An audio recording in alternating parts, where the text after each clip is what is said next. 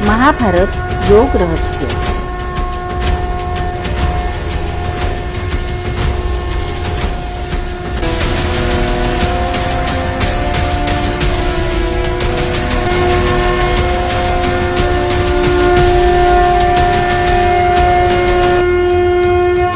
वैदिक विश्व या यूट्यूब चॅनलवर आपले सहर्ष स्वागत आहे। नमस्कार। महाभारत योग रहस्य भाग 4। भगवान श्रीकृष्ण व 8 संख्या। अष्टांग योगात यम, नियम, आसन, प्राणायाम, प्रत्याहार, ध्यान, धारणा आणि समाधी अशी 8 अंगे आहेत। योगाभ्यासात ही समाधी अवस्था अतिश्रेष्ठ मानली आहे। समाधी अवस्था 8वी उच्च अवस्था होय। म्हणून भगवान श्रीकृष्ण सुद्धा 8वेच दाखवून त्यांच्या पत्नी रूप अष्टसिद्धी 8च दाखविल्या आहेत। श्रीकृष्णाची जन्मतिथी अष्टमी आहे। श्रीकृष्ण हे त्यांच्या आई वडिलांचे 8वे मूल आहे।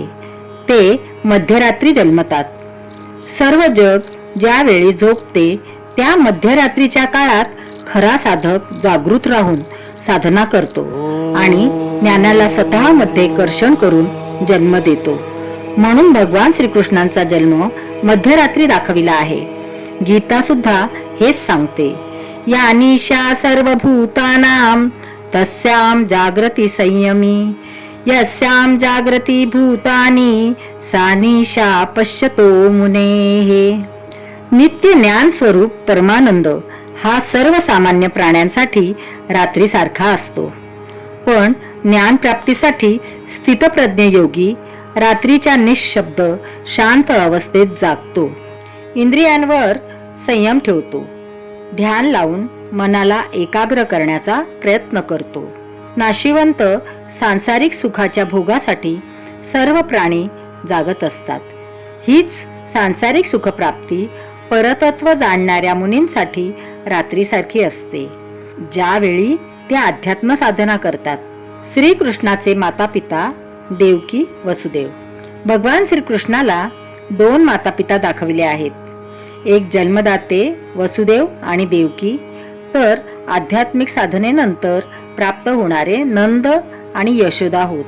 भगवान श्रीकृष्णाचे सर्व काहीच जगावेगळे दाखवण्यात भगवान वेदव्यासांनी आपल्या श्रेष्ठतम बुद्धीचे असामान्य कौशल्य दाखविले आहे। म्हणूनच भगवान वेदव्यासांना विशाल बुद्धी हे म्हणून गौरविले आहे। वसुदेव देवकी हे श्रीकृष्णाचे जन्मदाते, तर नंद यशोदा हे संस्कार आईबाप दाखविले आहेत। संस्कारांनी मानव द्विज बनतो। संस्कारात द्विज उच्चते असे शास्त्र सांगते। म्हणूनच उपनयन संस्कारानंतर मानवाला द्विज म्हणतात। अशा तऱ्हेने उत्तम संस्कार ज्ञानामुळे मानवाचा दुसरा जन्म होतो असे मानले गेले आहे। हे वैदिक संस्कार तत्व समजण्यासाठी कृष्णाचे जन्मदाते व संस्कारदाते आई वडील वेगवेगळे दाखवले आहेत। श्रीकृष्णाचे जन्मदाते माता पिता देवकी आणि वसुदेव दाखविले आहेत। साधनेमुळे साधकात देववृत्ती जागृत होऊ लागतात। ज्या साधकात देववृत्ती स्थायी रूपात वसतात असल्या उत्तम वृत्तीपिंडाला वसुदेव, तर या स्थायी वृत्तीभावाला पतिव्रतेप्रमाणे संलग्न असलेल्या देवत्वाचे संस्कार करून घेणाऱ्या वृत्तीरूप पत्नीला देवकी म्हटले आहे। वसुदेव देवकीचे 8वे अपत्य म्हणजे समाधी रूप 8वे श्रीकृष्ण होत। अष्टांग योगाच्या अशाच क्रमागत पायऱ्या असतात। भगवान श्रीकृष्ण 8वी अत्युच्च समाधी अवस्था होय, जी जगरहाटीच्या वर म्हणजे मध्यरात्री जन्म घेणारे कृष्ण बालक होय। कंसाने वसुदेव देवकीची पहिली 7 बालके मारली होती। आणि हे खरे आहे की यम, नियम, आसन, प्राणायाम, प्रत्याहार, ध्यान आणि धारणा असल्या निम्न स्तरावरील साधनांच्या वर साधक गेल्याशिवाय, म्हणजेच कंस मामाद्वारे या निम्न अवस्था मारल्या गेल्याशिवाय साधकात उच्च समाधी म्हणजेच कृष्णावस्था जन्मू शकतच नाही। 8वे कृष्ण अशा तऱ्हेने कंसाच्या हातून निसटून मध्यरात्री यमुना पार करून गोकुळात राहणाऱ्या नंद यशोदा नामक नवमाता पिताच्या आश्रयाला नेले जातात. कंस मामा, कसम म्हणजे कापणे आणि कंस म्हणजे नाश करणारी साधकातील वृत्ती होय. याच कंस शब्दापासून कसाई शब्द तयार झाला आहे. साधकातील असली वृत्तींना कापणारी वृत्ती त्याला जन्मदात्या आईच्या सख्या भावासारखीच असते. म्हणून कंसाला श्रीकृष्णाचा सख्खा मामा दाखवले आहे. संस्कृतमध्ये अशा बऱ्याच शब्दांची मोठ्या कुशलतेने रचना केली आहे.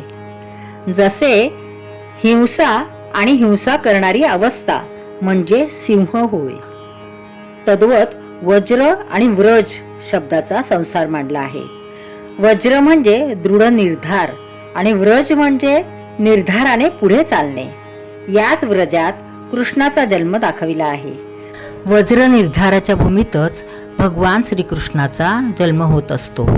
अशी ती भगवान श्रीकृष्णाची व्रजभूमी होय, ज्यातील गुप्त अथवा स्वतःत गुप्त रूपाने वसत असलेल्या उत्तम गोपनीय वृत्ती गोप गोपी कृष्णासह खेळतात.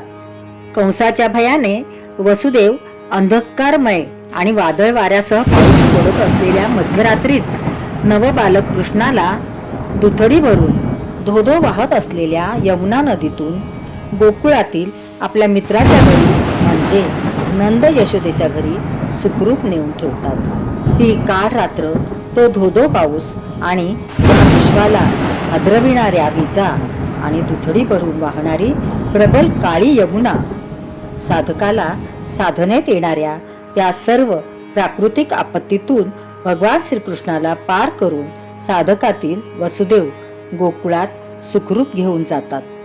असल्या पौरुषयुक्त उत्तम कर्माला प्रवृत्त करणारी त्याची पत्नी देवकी असते, जी कृष्णाची जन्मदात्री असते. यमुना भगवान श्रीकृष्णांच्या जन्मापासून संपूर्ण कृष्ण जीवनात सदैव महत्त्वाचे स्थान असलेल्या या यमुना नदीबद्दल आपल्याला ज्ञान असणे आवश्यक आहे. यमुना नदीचे पाणी काळे आहे असे मानले जाते. आज उत्तर भारतातील वाहत जात असलेल्या स्वच्छ यमुना जलाचा वर्ण भावुक लोकांना काळा वाटत असेलही, पण साधक जीवनातील या यमुनेचा प्रवाह खरोखरच काळा असतो आणि त्या आध्यात्मिक शक्तिशाली प्रवाहाचे नाव खऱ्या अर्थाने यमुना असते. हा यमुना शब्द वेद वाङ्मयात वारंवार आला आहे, ज्याचा अर्थ निराळाच आहे. यम अधिक उना यमुना. समाधी अवस्थेमध्ये योगी साऱ्या यम नियमांच्या वर असतो.